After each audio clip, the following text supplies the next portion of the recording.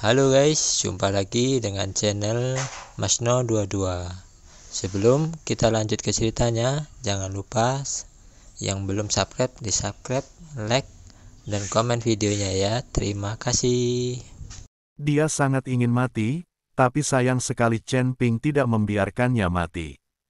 Kamu memilih rute secara membabi buta seperti ini, tanpa mengikuti aturan apapun. Bagaimana kamu bisa keluar? Melihat Chen Ping hanya mengikuti perasaannya, Raja Iblis Ciyun akhirnya bertanya tanpa daya. Aku akan mengikuti perasaanku saja. Jika aku tidak bisa keluar, aku akan terus berjalan. Aku tidak melihat aturan apapun. Bagaimana kalau kamu memberitahuku kemana harus pergi? Chen Ping berkata dengan tenang. Raja Iblis Ciyun memandang Chen Ping, dia tahu bahwa Chen Ping melakukannya dengan sengaja memaksanya untuk menunjukkan jalannya. Dan Chen Ping juga memahami temperamen Raja Iblis Ciyun. Jika dia berinisiatif untuk bertanya, dia pasti tidak akan memberitahu. Jadi Chen Ping berjalan seperti ini.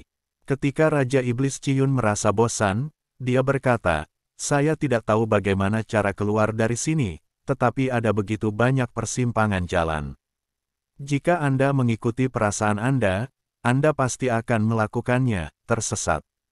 Anda tidak dapat menyebarkan kesadaran spiritual Anda di sini. Petik 2. Tapi aku akan mengajarimu cara menemukan rute yang benar. Kata Raja Iblis Ciyun. Solusi apa? Mata Chen Ping berbinar. Dia telah menunggu solusi Raja Iblis Ciyun. Tentu saja kita sedang menjajaki jalurnya. Banyak sekali pertigaan jalan dan tidak mungkin setiap jalan dibuka, jadi bisa menelusuri jalurnya terlebih dahulu. Kata Raja Iblis Ciyun, menjelajahi jalannya. Bagaimana saya bisa menjelajahi jalannya sendiri? Ada begitu banyak persimpangan jalan, dan saya butuh waktu lama untuk melewatinya sendirian. Ketika Chen Ping mendengar metode Raja Iblis Ciyun, dia langsung berkata dengan frustrasi. Bodoh, siapa yang memintamu menjelajahi jalannya? Kamu bisa membiarkan hal lain menjelajahi jalannya untukmu. Raja Iblis Ciyun memutar matanya ke arah Chen Ping dan berkata, sesuatu yang lain. Chen Ping melihat sekeliling dan kemudian mengarahkan pandangannya pada Penatua-Tu. Orang ini tidak punya anggota tubuh, bagaimana dia bisa menemukan jalannya? Melihat Chen Ping masih tidak mengerti apa yang dia maksud, Raja Iblis Ciyun tidak punya pilihan selain berkata, aku akan mengajarimu metode rahasia.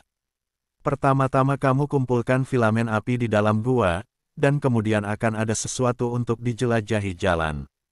Petik 2. Ketika Chen Ping mendengar ini, dia langsung sangat gembira. Apa yang diajarkan Raja Iblis Ciyun padanya pasti sama. Chen Ping dengan putus asa mengumpulkan filamen api di dalam gua. Kali ini, dia mengumpulkan bola api sebesar telapak tangannya sebelum Chen Ping berhenti. Tuangkan darahmu ke dalam nyala api ini, kata Raja Iblis Ciyun. Chen Ping buru-buru mengikuti instruksinya. Ketika setetes esensi darah jatuh ke dalam nyala api itu tampak hidup, berdetak dengan gembira. Raja Iblis Ciyun mendekati telinga Chen Ping dan memberitahunya sebuah formula. Chen Ping menggumamkan sesuatu, dan saat kilatan cahaya spiritual keluar, nyala api tiba-tiba terpisah dan berubah menjadi selusin tikus kecil yang terbakar api. Rambut merahnya seperti nyala api, dan tikus kecil ini mencicit dan sangat lucu. Chen Ping tercengang saat melihat pemandangan ini, karena dia bisa merasakannya dengan jelas. Rasakan kehadiran setiap tikus kecil, dan penglihatan setiap tikus kecil juga akan muncul di benaknya. Jangan kaget, ini hanya masalah sepele. Aku bisa mengajarimu lebih banyak jika kamu membantuku mendapatkan kembali tubuh fisikku. Tikus berambut merah jenis ini terbuat dari api dan mengandung darah serta esensi Anda, jadi tindakan mereka berada di bawah kendali Anda. Sekarang kamu boleh membiarkan tikus berambut merah ini menjelajahi jalan, tapi mereka hanya bisa digunakan untuk menjelajahi jalan. Lagi pula, itu hanya setetes sari darahmu, dan kamu tidak boleh membiarkan tikus berambut merah ini memiliki kemampuan tempur. Saat setetes sari darahmu habis, tikus berambut merah ini akan menghilang. Kata Raja Iblis Ciyun pada Chen Ping.